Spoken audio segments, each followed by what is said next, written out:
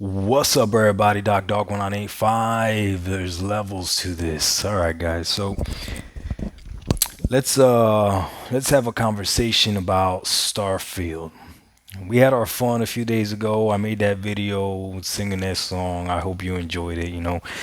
I don't have a problem being silly or making fun of myself or whatever, right? I believe we were given the ability to smile and laugh, and it's probably one of the greatest joys of life is to be able to laugh. So if I can make you laugh from time to time, I'm gonna go ahead and do it. With that being said, though, there's a time and a place to be serious and to analyze things and to really think things through. Just because this is what we like to do. We like video games. So if you're watching this channel, you like video games. So let's talk about it. Starfield has a tremendous amount of pressure placed on it. This game, I was on the Brap podcast. Shout out to those guys. The Brap, Slow Mo was on there. Benny was on there. Gaming Logic was on there, and obviously Brap. So shout out to those guys. Thank you for having me on that podcast. But we were on that podcast, and one of the questions that I asked was, how good does Starfield have to be? I think Starfield has to be great. I think Starfield can't afford to just be a good game, and I'm saying that as an Xbox fan. It's no secret my PlayStation is packed up right now. What the only thing I game on is my Xbox right now, so I have nothing to hide. I am an Xbox fan, but even I can recognize that a lot is riding on this game.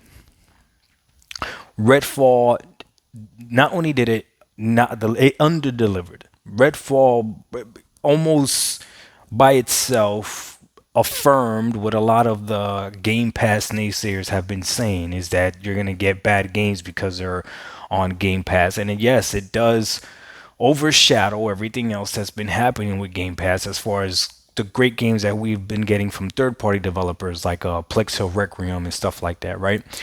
So when a first-party studio does this with the Redfall thing, then it becomes a problem, right? Starfield, though, can be the one game that can literally change this thing completely around. Starfield already, though, especially for the console gamers, going up a uphill battle because the 30 frames per second, whether or not you want to admit it, it's a black eye. Now, how bad of a black eye that depends. That depends on you, right? Microsoft promoting Starfield on a TV, you have to realize this that the person that has this Samsung TV is going to be able to play Starfield at 30 frames per second, the same as the person that purchased the $500 console and a TV is also going to be playing Starfield at 30 frames per second. To me, it makes sense if you purchase the Series S that this game runs at 30 frames per second because it's $200, cheaper. But I know that's an unpopular opinion. Some people, if you're a console gamer, they believe that if you're a console gamer, you shouldn't complain about frames at all. But I beg to differ because there was definitely the illusion that this system was going to be a lot more powerful than it really is. And you know what? Let me say this. I do believe the Series X is powerful. I really do. I just now see, without being able to deny it, what the PlayStation fan base has been saying for a long time, that the Series S was going to hold back gaming. Now, the Series S doesn't hold back gaming because PlayStation doesn't have to play by the same rules. But again, whether I know you guys don't like it, but the Baldur's Gate 3 thing, this is real. This is a game that Series X owners are not getting because they haven't figured out how to get it to run on the S. All this goes away, guys, if Starfield is a massive hit and it's amazing. And that's where I feel as if it's almost unfair the amount of pressure that this game is getting. But there's no one to blame but Microsoft and Xbox. If you are a PlayStation fan, you know without a shadow of a doubt that right now, you as the console gamer are the priority. There's not a question. If you are an Xbox fan, as a console gamer, you know you're not the priority. Not only that, but if you're a Series X gamer, it's even worse. But even Starfield can make us that are playing on the X feel a little bit better if it's great, if it's amazing, right? But that pressure is ridiculous. What happens to Xbox if Starfield is great? And what happens to Xbox if Starfield is not great? I'm curious to see what the comments say. I know a lot of people are I already know you're going to disagree. You're going to say the game just has to be good. It doesn't have to be great. Game Pass is already good. Okay. Remember what I asked? I said, what happens to Xbox? Whether you agree with me or not, I am tending to separate Xbox and Game Pass. I feel like it's an appropriate thing to do, especially Xbox the console and Game Pass the service. I don't have a problem with Game Pass. I still currently enjoy Game Pass. I use Game Pass. I play a lot of games on Game Pass. And when I look at Game Pass, there's a lot of games that I still need to play. So even if Starfield flops, for me personally, I still have a lot of things on Game Pass that I still want to play. The problem is Xbox as the console. I truly now don't even see the real reason to have Xbox the console. Starfield being great because I don't have a Samsung TV will be a reason for it. But if that's not the case, if Starfield's not great, I have a decision to make. I really do. This is the first time in probably a while.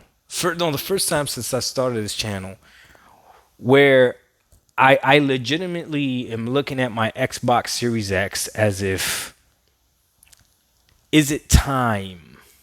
Now, I already know a lot of you are going to get emotional. Doc, leave, Doc. We don't want you to leave. Calm down. Shut up. You sound silly. Relax. But I got to look at this thing honestly. If Starfield is an amazing game, it'll still be better at 60 frames on a PC. No one can deny that. A great game is even better at higher frames. You cannot deny that. This game should have been 60 on the X. Redfall should have been 60 on the X. Baldur's Gate 3 shouldn't have been hindered by the Series S. It's not the system that Series X owners bought. Starfield has a lot of pressure on it. I just don't know how much it can actually do to right in the ship of where Xbox is going. Game Pass is great, and Game Pass can still be played on PC. Game Pass can be played on an Asus ROG Ally. Game Pass can be played on the TV. Game Pass can be played on an Nvidia Shield. But the Xbox Series X right now, is Starfield enough to justify it? If you're a Series S owner, I still think you probably have the best value in gaming. You've invested at a low cost, and if something disappoints, again, you've invested at a low cost, and there's nothing holding back the Series S. If you're a Series X owner, we really need to look at each other and figure out what is it that we're doing, and how much do we wait until Microsoft shows us that our investment into this console was very well worth it. I don't know, guys.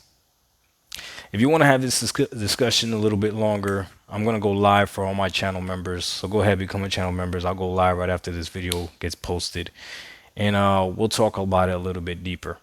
I just want to see what your opinion is as far as does Starfield need to be great? I think it does. And I think it has to be great because of all the trash talking a lot of us have been doing. How much we've been backing this game up. Well, you've been backing this game up. I haven't been backing this game up like that. I've been seeing what's been happening with all these games that have been coming out and been promised to high heavens None of these games have delivered on their promises. So we'll see though. I hope I'm wrong though. I hope I'm wrong for the sake of all gamers out there that want to play an amazing game. I hope this game is amazing.